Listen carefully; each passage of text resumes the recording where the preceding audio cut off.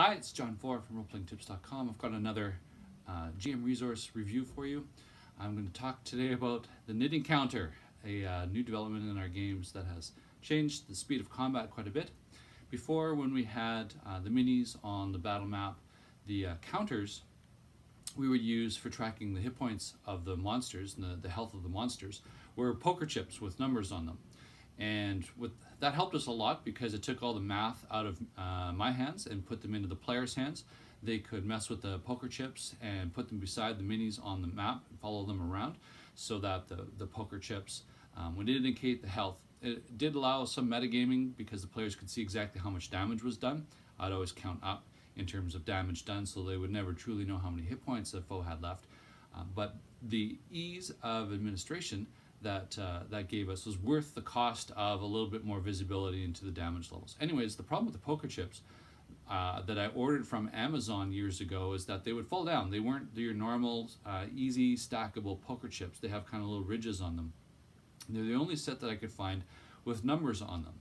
Anyways, on Amazon, well, first of all, years ago, a role-playing tips reader told me about these knitting row counters, and I posted that tip in the newsletter.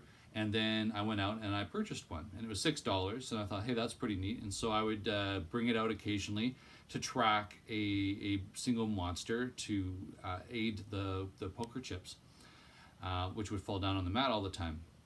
However, recently, I don't remember what the trigger was. I think it was just the pain point of dealing with poker chips last session when we had multiple foes trying to track the different stacks of hit points.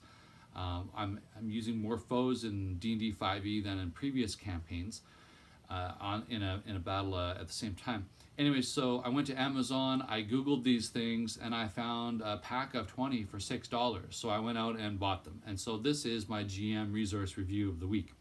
And as you can see, I'm not a knitter, so I will never knit with these things, but I will play D&D with them. And this is what they look like. So they have little knobs on each side, and you can just increment the knobs to create basically any number between 0 and 99. And this is how we track our foe damage now. And I just put this on the map, standing up like this. It doesn't roll around, it's pretty stable. And this is a fantastic GM resource. If you do a lot of crunchy stuff during your combats, then I highly encourage you checking out a set of these.